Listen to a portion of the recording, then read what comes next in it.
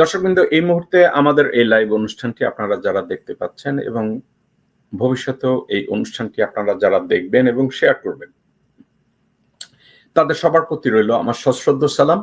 আসসালামু আলাইকুম ওয়া রাহমাতুল্লাহি ওয়া বারাকাতুহু। অন্য ধর্মাবলম্বী ভাই বোনেরা, আপনাদের প্রতিও রইল আমার দেশপ্রেমের শুভেচ্ছা, আন্তরিকতা ও ভালোবাসা।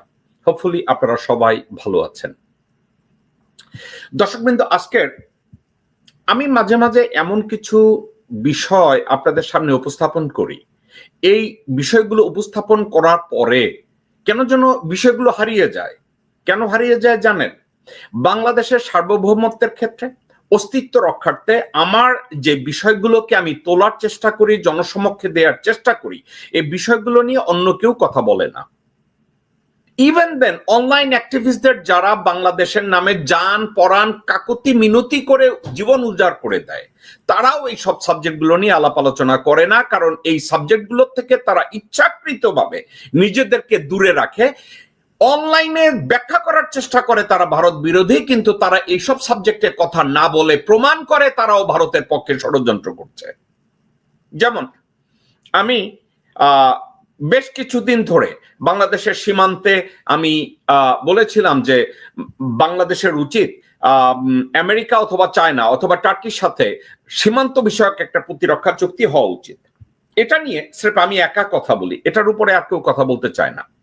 এর পরবর্তী সময় যখন করিডোর ইস্যু নিয়ে ওয়াকারুজ্জামান এবং ভারত একের পর এক ষড়যন্ত্র করলো যাতে রোহিঙ্গাদেরকে রাখাইনের এরিয়ায় আরাকানে ফেরত যেতে না হয়, ফেরত দেয়া না হয়, রোহিঙ্গাদেরকে যে কোনো মূল্যে বাংলাদেশে রাখতে হবে, এটা নিয়ে আমি কথা বললাম। আমি বললাম যে ভারতের যে প্রজেক্ট রাখাইনে এবং আরাকানে, এই প্রজেক্টে অলরেডি ভারত একটা এয়ারপোর্ট তৈরি করেছে, ওখানে একটা ট্রানজিট তৈরি করার চেষ্টা করছে, যেটা দিয়ে তারা সেভেন সিস্টারের সাথে যোগাযোগ করবে। এই বিষয়টা বাংলাদেশের জন্য অত্যন্ত জরুরি।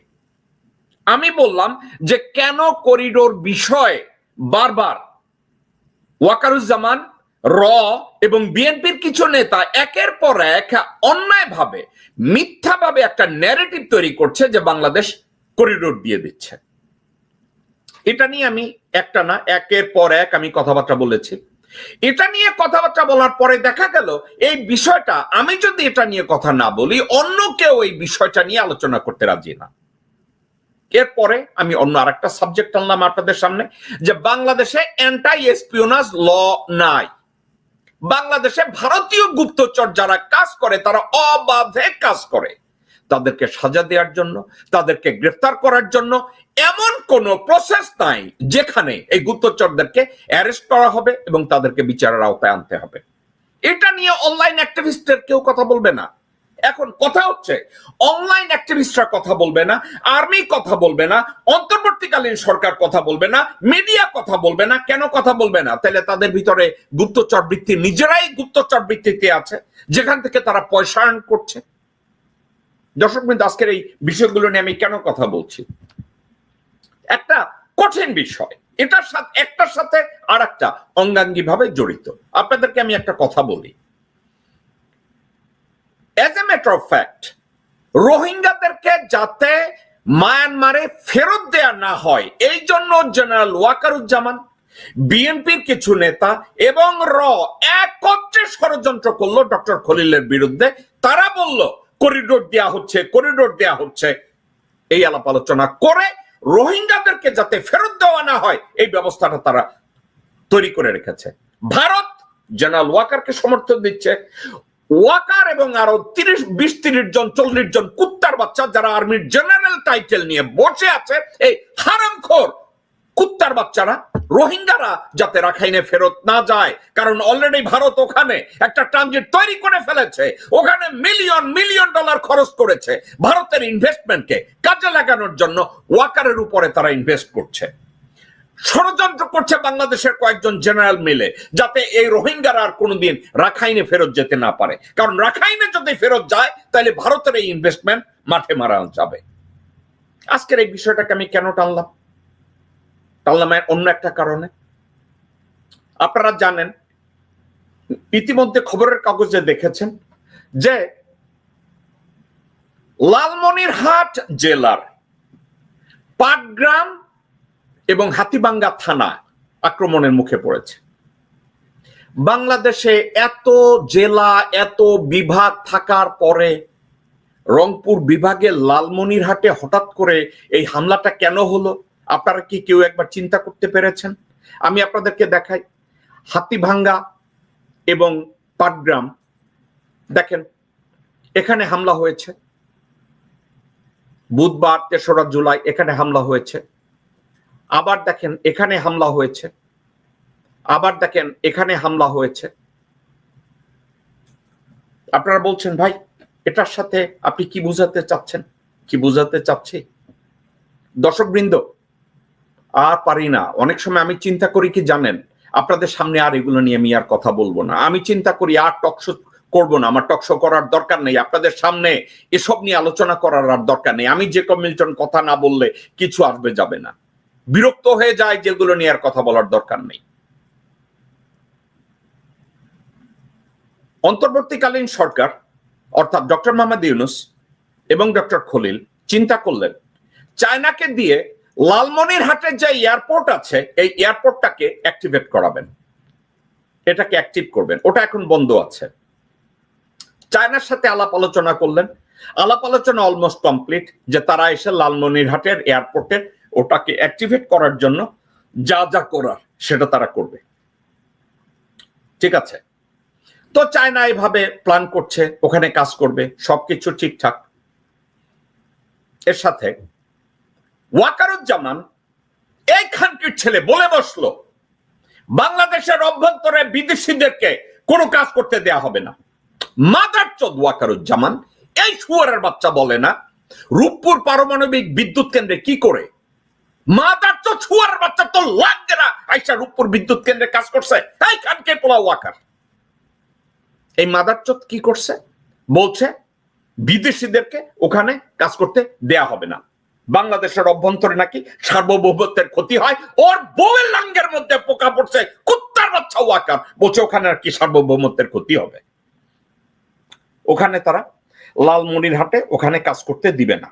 দর্শকবৃন্দ, আমি আপনাদেরকে লাইন বাই লাইন আমি বলছি শুয়ারের বাচ্চা খানকির পোলায় কি বলছে।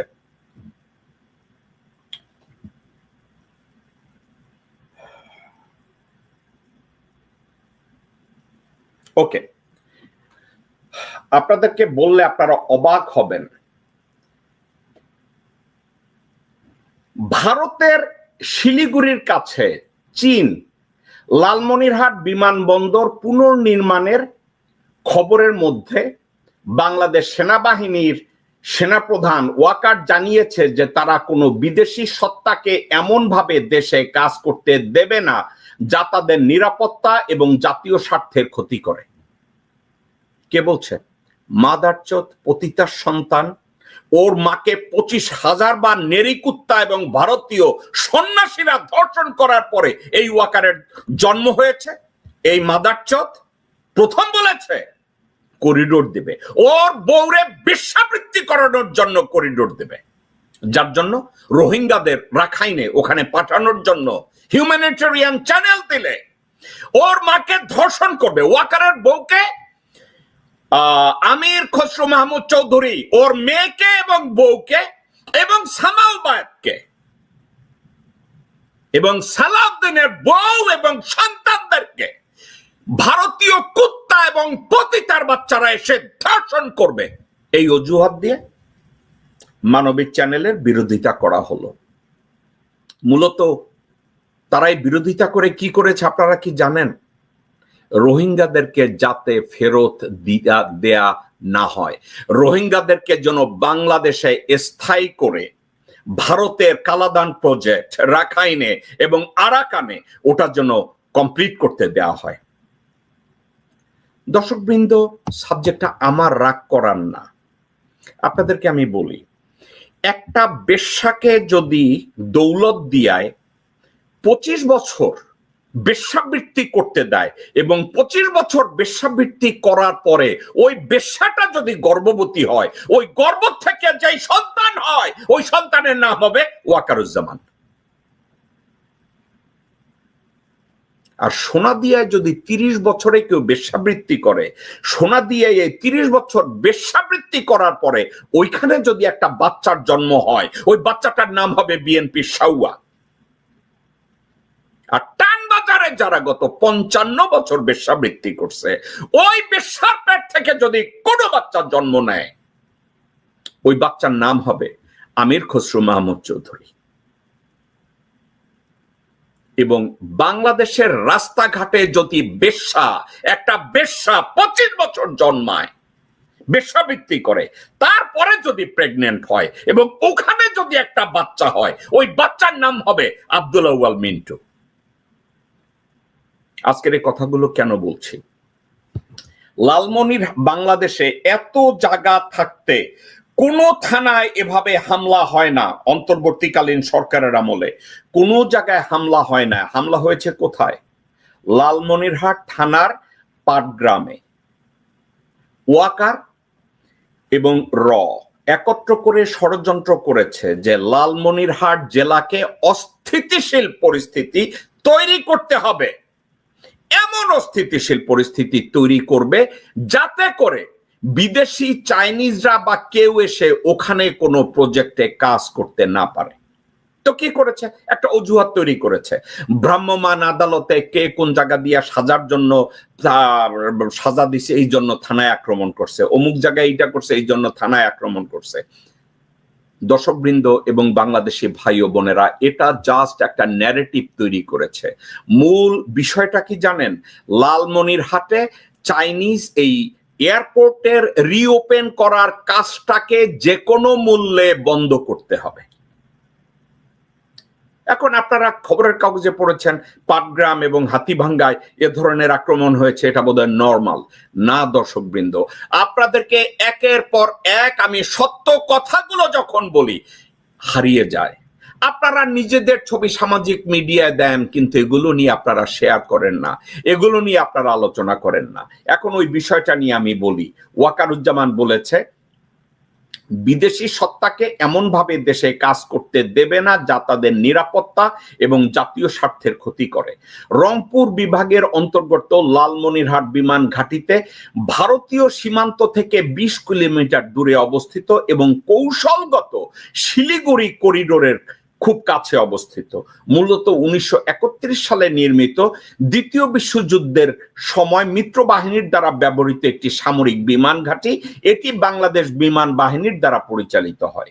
চীন যদি পুনর্নির্মাণ করে তবে এটি গোয়েন্দা তথ্য সংগ্রহ এবং সরবরাহ সহায়তার জন্য ব্যবহার করা যেতে পারে। বিমানবন্দরটি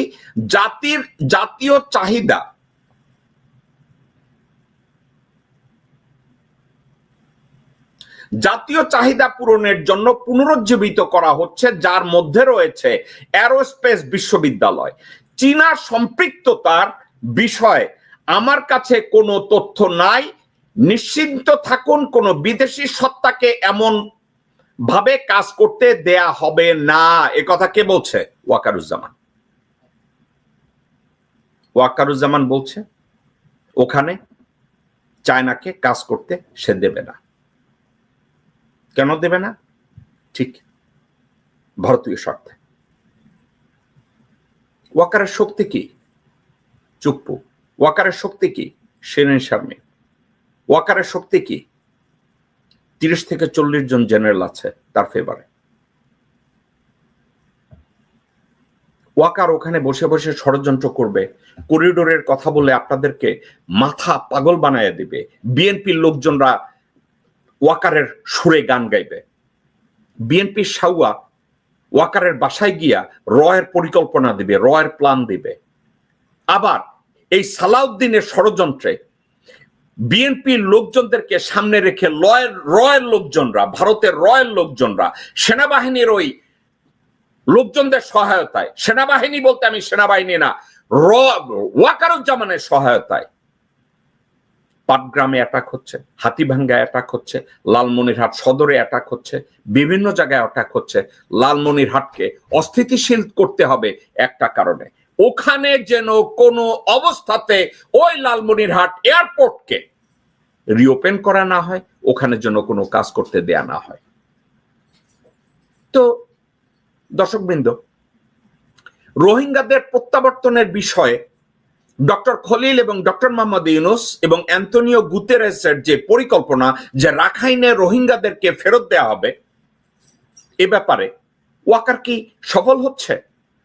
ভারতের যেখানে একটা ইনভেস্ট করেছে কালাদান প্রজেক্টে, যেখানে যেটা দ্বারা তারা তৈরি করেছে, ওখানে একটা লজিস্টিক সেন্টার তারা তৈরি করবে, সেনানিবাস তৈরি করবে, ওখানে তারা যেই চেইন তৈরি করছে যাতে সেভেন সিস্টারের সাথে সরাসরি তারা যোগাযোগ করতে পারে, এজন্য রোহিঙ্গাদেরকে বাংলাদেশে স্থায়ী করার জন্য যত প্রকার ষড়যন্ত্র, এই ষড়যন্ত্রের সাথে ওয়াকার আছে, ওয়াকারের সাথে আরো 20-30 জন জেনারেল আছে, তারা একত্রে এই কাজগুলো করছে।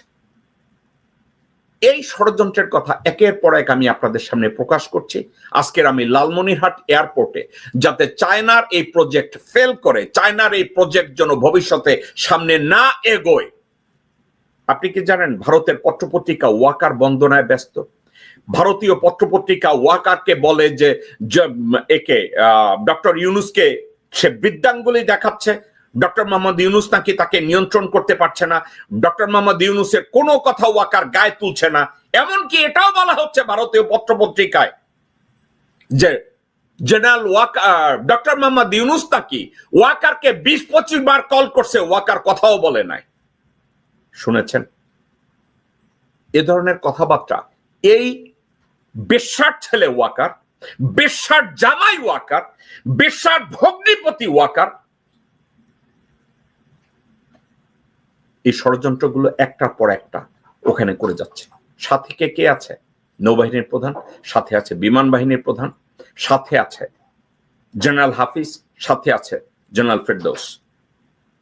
আমি জানি না, আমি ডক্টর মোহাম্মদ ইউনূসকে যোগ্য এবং সৎ এবং দেশপ্রেমিক মানুষ হিসাবে জানি, যে হিসাবে তাকে আমি সবসময় প্রমোট করেছি, যার কথা আমি সবসময় বলে আসছি যে এই ভদ্রলোক বাংলাদেশকে পুনর্নির্মাণ করতে গেলে এই লোকের কোনো বিকল্প নাই, ডক্টর মোহাম্মদ ইউনূসের কোনো বিকল্প নাই, ডক্টর খলিলুর রহমানের কোনো বিকল্প নাই। আমি কন্টিনিউয়াসলি বলে আসছি, একটার পর একটা পলিসি নিয়েও আমি আপনাদের সাথে কথা বলছি।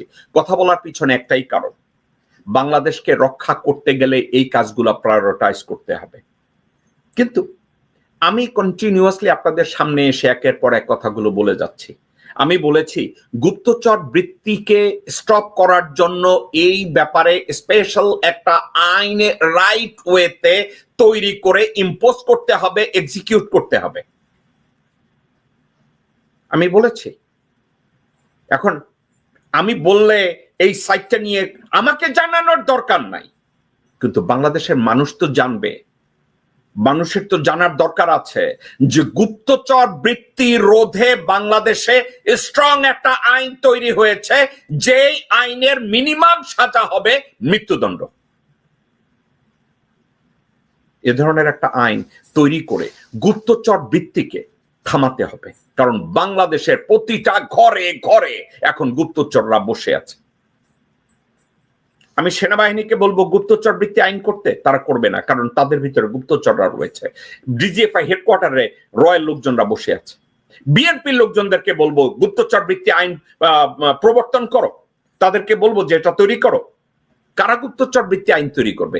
যেখানে সালাউদ্দিন গুপ্তচর বৃত্তিতে জড়িত, গোরখদক আব্বাস জড়িত, আব্দুল আওয়াল মিন্টু জড়িত, আমির খসরু মাহমুদ জড়িত, সামা ওবায়দ জড়িত, রুমিন ফারহানা জড়িত, ইকবাল হোসেন টুকু জড়িত, আসলাম চৌধুরী জড়িত, বিএনপির ম্যাক্সিমাম নেতারা যেখানে গুপ্তচর বৃত্তিতে জড়িত, তাদেরকে আমি বলবো আপনারা একটা আইন তৈরি করেন ভারতীয় গুপ্তচর বৃত্তি থামানোর জন্য। আর আপনার মনে হয় তারা একটা গুপ্তচর বৃত্তি আইন করবে? ডক্টর মোহাম্মদ ইউনূসের অন্তর্বর্তীকালীন সরকারে অনেকগুলো উপদেষ্টা বসে আছে, তাদের ভিতরে বেশ কয়েকজন আছে গুপ্তচর বৃত্তিতে তারা বেতন পায়। তাদের ভিতরে এমন কিছু লোকজন আছে যারা গুপ্তচর বৃত্তিতে তারা জড়িত। কোথায়? তাদেরকে কেন এখনো ধরা হচ্ছে না? তাদেরকে অ্যারেস্ট করার কি কোনো প্ল্যান বা কোনো কিছু হচ্ছে?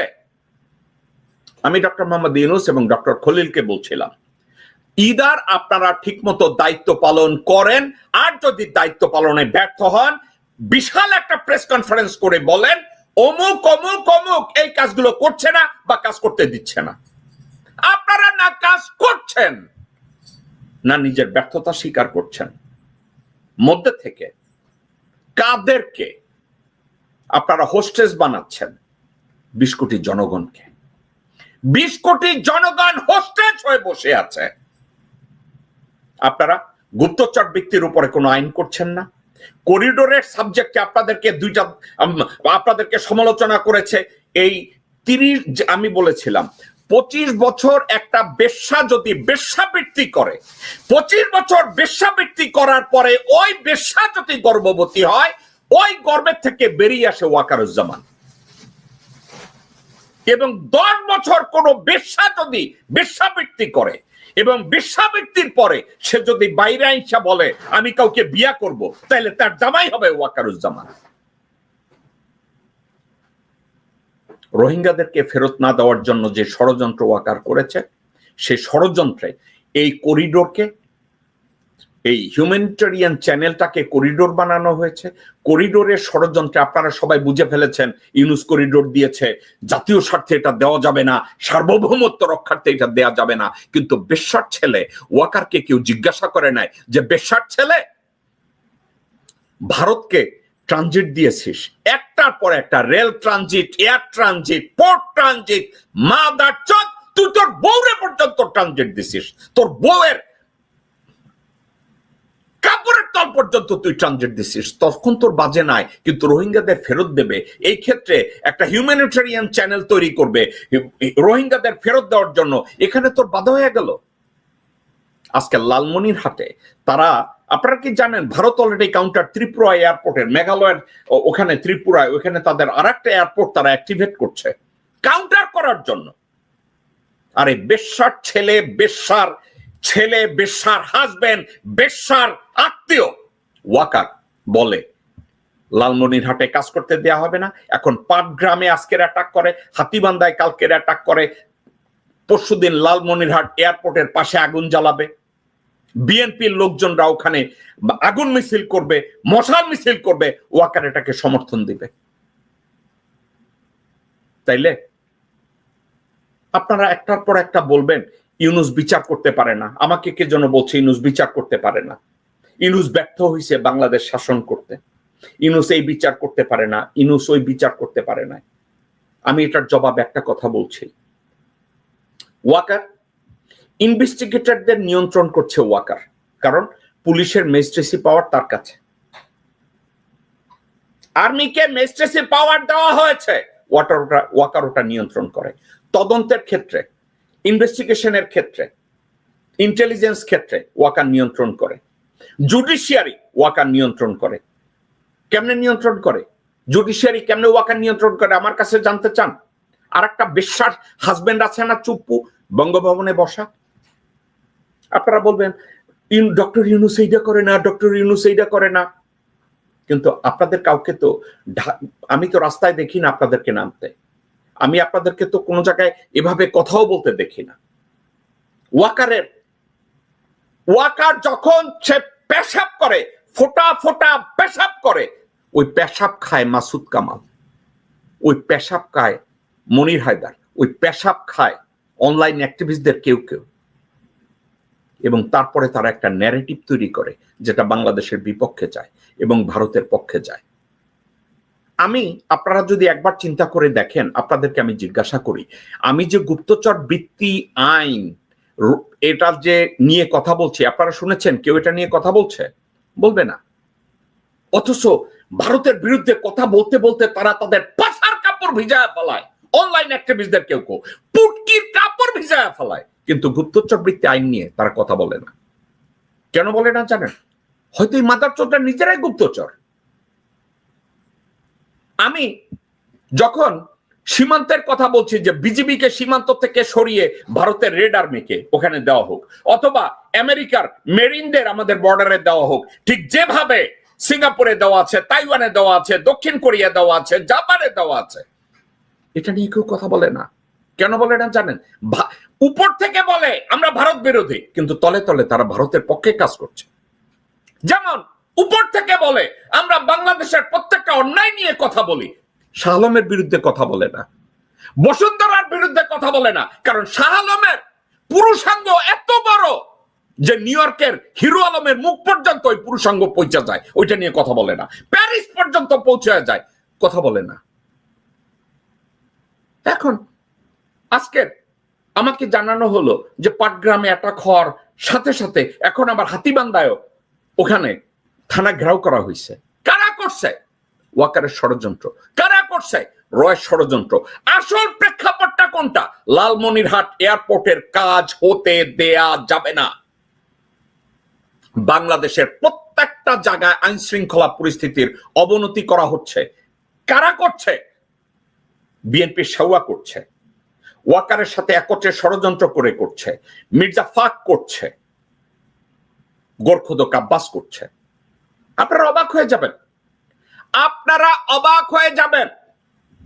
বিএনপির চেয়ারপারসনের এক উপদেষ্টা আছে মোহাম্মদ সালাম, হাসিনা তারে পাছায় আদর কইরা জাতীয় পার্টি থেকে বিএনপিতে গেছে জামাই আদরে। হাসিনা যতবার ধমক দিছে ততবার আমেরিকা চলে আসছে। সে এখন রাজশাহীতে গিয়া কইছে সীমান্তে প্রত্যেকদিন খুন হয়, কিন্তু এই অন্তর্বর্তীকালীন সরকারের প্রতিবাদও করতে পারে না। এই জন্য প্রতিবাদ করার জন্য বিএনপিকে দরকার। এই সালামের মতো শুয়োরকে ওর পাছায় যদি 25টা লাথি মারা হয় আর বলা হয় শুয়োরের বাচ্চা, দেশের আন্দোলনের মুখে তুই দৌড়াইয়া নিউ ইয়র্কে যাইয়া চা সিঙ্গারা খাওয়ার আন্দোলন করিস, আর তোর দলের সাউয়া ভারতের রয়ের এজেন্ট হয় আমির খসরু মাহমুদ, যার নুনু চুইসা তুই রাজনীতি করিস, তখন তোর মতো সালাম কোথায় থাকে? তুই আজকের বলিস বিএনপির এই জন্য নির্বাচিত করতে হবে, প্রতিবাদ করার জন্য, সীমান্ত হত্যার প্রতিবাদের জন্য। বলদের বাচ্চা বলদ। একটা জিনিস আমি বুঝি না, সেটা কি জানেন? যেই মুহূর্তে সুস্থ রাজনীতির আদলে ভারতকে গ্লোরিফাই করা হয়, ভদ্র কথাবার্তার আলোকে ভারতের স্বার্থ রক্ষা করা হয়, আমি ওই সুস্থ রাজনীতি চাই না, আমি ওই ভদ্র সংলাপ চাই না। যেই সংলাপের মাধ্যমে ভারতের স্বার্থ রক্ষা করা হয়, যেই সুস্থ রাজনীতির দ্বারা ভারতের স্বার্থকে উদ্ধার করা হয়। আপনি কি বলবেন? আপনি তাদেরকে বলবেন জেকব সাহেব আপনি ভদ্রভাবে কথা বলেন, কিন্তু আমি যদি ভদ্রভাবে এসব কথাগুলো বলি এগুলো ন্যারেটিভটা ভারতের পক্ষে যাবে। আপনারা তাই চান? আমার দ্বারা তো সম্ভব না। এই লালমনিরহাটের বান্ধা এবং পাটগ্রামে যে অ্যাটাক হয়েছে, আমি কন্টিনিউয়াসলি বলছি এটা ভারতীয় গুপ্তচরদের কাজ। এখানে বিএনপির কিছু কিছু লোকজন আছে যারা কুত্তার বাচ্চা, ব্রেইন নাই, লেখাপড়া জানে না, তাদেরকে দিয়ে এই কাজগুলো করাচ্ছে র। এবং এর পিছনে আছে এই বেশ্যার স্বামী ওয়াকার, বেশ্যার সন্তান ওয়াকার, বেশ্যার খরিদ্দার ওয়াকার, এবং তার সাথে আছে বিএনপির সাউয়া, তার সাথে আছে বিএনপির গোরখোদক আব্বাস, মির্জা ফাক এবং আমির খসরু মাহমুদ চৌধুরী। কোথায় যাবেন? আবার আছে আরো একটা বেশ্যার সন্তান আছে, একটা বেশ্যার সন্তান আছে, তার নাম হুমায়ুন কবির, লন্ডনে থাকে। সে নাকি আন্তর্জাতিক মানের বেশ্যা। আমার আজকের মুড অফ। আমি চাচ্ছিলাম এই টকশোটাকে আজকের আমি ক্যান্সেল করি। কেন ক্যান্সেল করতে চাই? আমি কন্টিনিউয়াসলি আপনাদেরকে টু দা পয়েন্টে বলেছি, রোহিঙ্গাদেরকে যাতে ফেরত দেওয়া না হয় এই জন্য করিডোর ইস্যুটাকে তারা তৈরি করেছে। কে তৈরি করেছে? বেশ্যার স্বামী ওয়াকার, বেশ্যার বাবা ওয়াকার, বেশ্যার নাতি ওয়াকার করিডোর ইস্যুটা তৈরি করে রোহিঙ্গা প্রত্যাবর্তনটাকে স্লো করে দিয়েছে। ওখানে হিউম্যানিটেরিয়ান চ্যানেল করতে দেওয়া যাবে না, বাংলাদেশের সার্বভৌমত্ব ধ্বংস হবে, এই বেশ্যার খরিদ্দার ওয়াকার বলেছে। তো রোহিঙ্গাদেরকে স্টল করা হলো, রোহিঙ্গা প্রত্যাবর্তনকে স্টল করা হলো। আর এখন লালমনিরহাটে বিমানবন্দর রিওপেনের জন্য, যেখানে ভারতীয় চায়নার একটা প্রজেক্ট বাংলাদেশের জাতীয় ক্ষেত্রে একটা ভূমিকা রাখবে, সেখানেও ওই প্রজেক্টটাকে বন্ধ করার জন্য আজকে পাটগ্রামে হামলা হয়, পাটগ্রাম থানায় হামলা হয়, কালকে হাতীবান্ধা থানায় হামলা হয়, এরপরের দিন লালমনিরহাটে দেখবেন আপনারা আগুন দাউ দাউ করে জ্বলছে, এবং পাশে দাঁড়িয়ে হাততালি দেবে ওয়াকারুজ্জামান, এই বেশ্যার ছেলে। গোরখোদক আব্বাস এই খানকির ছেলে যখন বাইরে গিয়া ওর বেশ্যা স্ত্রী আফরোজাকে দিয়ে জাতীয়তাবাদী মহিলা দল চালায়, এটা তো জাতীয়তাবাদী মহিলা দল না, এটা জাতীয়তাবাদী বেশ্যা দল। ওই জাতীয়তাবাদী বেশ্যা দলের প্রেসিডেন্ট হলো আফরোজা আব্বাস, গোরখুদুক আব্বাসের বউ। আবার আর এক বেটি আসছে রয়ের দালালি করতে, নিপুণ রায় চৌধুরী। যারা ভারতীয় হাইকমিশনে গিয়ে রাজেশ অগ্নিহোত্রীর কোলে বসে এই নিপুণ রায় চৌধুরী, যাকে আপনারা রাস্তায় নমস্কার বলেন। আপনাদেরকে ঠান্ডা মাথায় বলি, এই নিপুণ রায় চৌধুরী রাজেশ অগ্নিহোত্রীর কোলে গিয়া বসে, কোলে গিয়া বসে, ঠিক যেভাবে নড়ি ফারহানা বসে। আপনাদের কাছে খুব জনপ্রিয় নেত্রী, আপনারা তাদেরকে মাথায় তুলে গ্লোরিফাই করেন, রাইট? কই যাবেন? আমি কাদেরকে নিয়ে কথা বলবো? দর্শকবৃন্দ, মানুষ বলতে বলতে একসময় টায়ার্ড হয়ে যায়। আমাকে আপনারা বলেন, হ্যাঁ বিদেশে বসে কথা বলেন, দেশে আসেন। দেশে আসবো কিসের জন্য? আপনার বউরে পদানোর জন্য? বাংলাদেশের দেশপ্রেমে যদি কেউ থাকে, বিদেশে বসে আমি যেই কাজগুলো করতে পারছি, শুধু কথা না, আমি কংগ্রেসে এবং সিনেটের যেই কাজগুলো করতে পারছি, যারা আমাকে বলে দেশে আসেন, তোর বাপ দাদা 14 গোষ্ঠী খানকির পোলারা তার ধারে কাছেও যাইতে পারবি না। আজকের কষ্ট নিয়ে বলি, যেই মুহূর্তে আমাকে জানানো হলো পাটগ্রামে অ্যাটাক হয়েছে, যেই মুহূর্তে জানানো হলো হাতীবান্ধায় অ্যাটাক হয়েছে, আমি বললাম যে ও মাই গড, লালমনিরহাটের এয়ারপোর্টটাকে ওপেন করতে দেয়া হবে না। ওয়াকার ওখানে এই আঙ্গুল পাছায় ঢুকায় দিয়েছে বাংলাদেশের, তাদের 2 আঙ্গুল আমাদের বাংলাদেশের পাছায় ঢুকায় দিছে। আমরা একের পর এক হাঁটতে থাকবো। ডক্টর মোহাম্মদ ইউনূস এবং doctor Khalil, if you can do it, do something. If you cannot do it, please call a press conference and share your failure and get the fuck out. এই বাল নিয়ে আর আমার কথা কইতে ইচ্ছা করে না। এই বাল নিয়ে যারা লেখাপড়া করছে, যাদের একটু আক্কল জ্ঞান আছে, যারা টোটাল সাবজেক্টটা বুঝে, তারা জানে ষড়যন্ত্র কোথায়, তারা জানে কোথায় কি নিয়ে ষড়যন্ত্র হচ্ছে। আপনারা মনে করেন না এটা কোনো বিচ্ছিন্ন ঘটনা, পাটগ্রাম থানায় অ্যাটাক হয়েছে, হাতিবান্ধা থানায় অ্যাটাক হয়েছে, এটা কোনো বিচ্ছিন্ন ঘটনা না, এটা সত্যি কথা।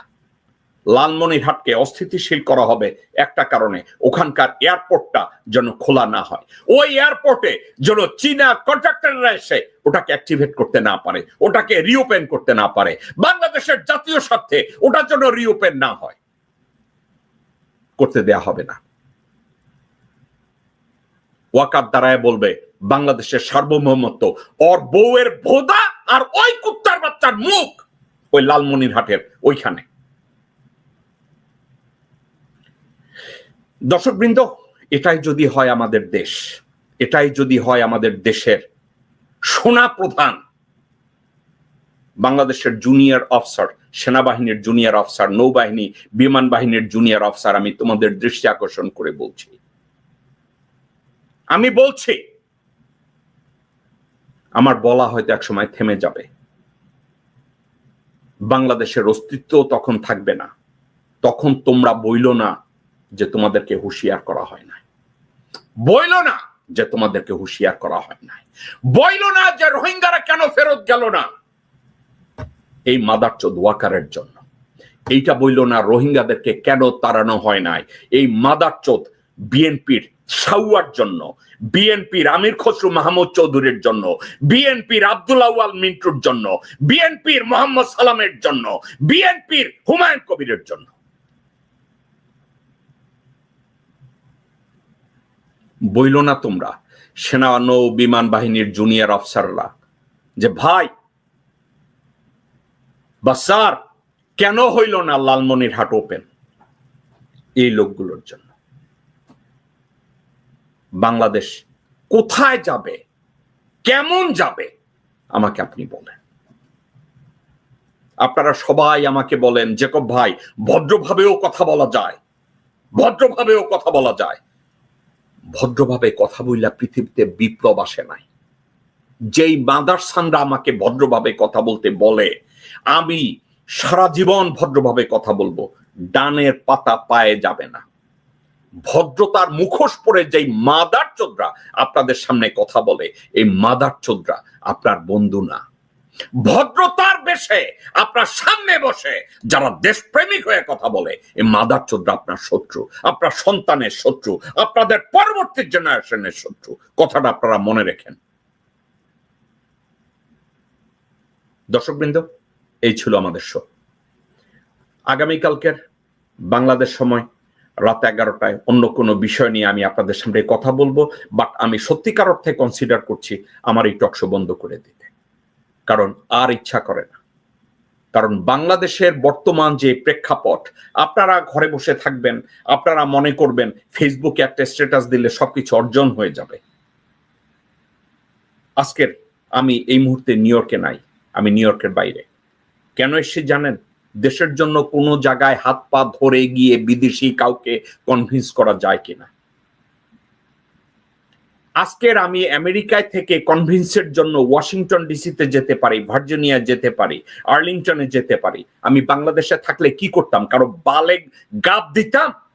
যারা আমাকে বলেন দেশে আসেন, দেশে এসে আপনার বউয়ের, আস্তাগফিরুল্লাহ।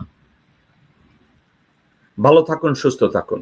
আপনাদের সুস্থতা কামনা করি, আপনাদের সুখ কামনা করি।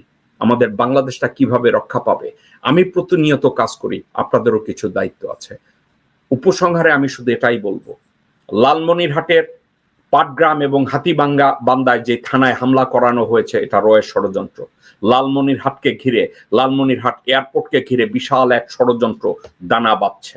ঠিক একইভাবে করিডোরের ব্যাপারে, রোহিঙ্গাদের প্রত্যাবর্তনের ব্যাপারে এই মাদারচোদ ওয়াকারুজ্জামান যে ষড়যন্ত্র করছে, যেটা দ্বারা স্টল হচ্ছে, ঠিক একইভাবে লালমনিরহাটেও ষড়যন্ত্র হচ্ছে। আপনাদের মাথায় যদি কিছু থাকে, আপনাদের বুদ্ধিমত্তায় যদি কিছু থাকে, আমি ডক্টর মোহাম্মদ ইউনুস এবং ডক্টর আসিফ নজরুল এবং ডক্টর খলিল আপনাদেরকে আমি ঠান্ডা মাথায় একটা কথা বলবো, বাংলাদেশে গুপ্তচর বৃত্তি রোধে যে আইনের কথা বলছি, এই আইনটাকে তাড়াতাড়ি প্রণয়ন করে কিছু একটা করে অ্যাক্টিভেট করুন এবং অ্যাটলিস্ট 10 থেকে 12 জন গুপ্তচরকে ওপেন ফাঁসি দেওয়ার ব্যবস্থা করুন। এই বালটাকে না থামাতে পারলে দেশের অস্তিত্ব থাকবে না। ইনশাল্লাহ আগামীকালকের বাংলাদেশ সময় রাত 11টায় আপনাদের সাথে আমার কথা হবে। আসসালামু আলাইকুম ওয়া রাহমাতুল্লাহি ওয়া বারাকাতুহু। কারা রইল বোকাপাট, কারা রইল বোকাপাট, ভেঙে ফেল রেল পাট, রক্ত জমাট শিকল পুজোর ভাষণ বেদি। ওরে ও তরুণ নিশান, ওরে ও তরুণ নিশান, বাজে তোর গলায় বিশাল ধ্বংস নিশান, প্রাচীর প্রাচীর ভেদি। কারা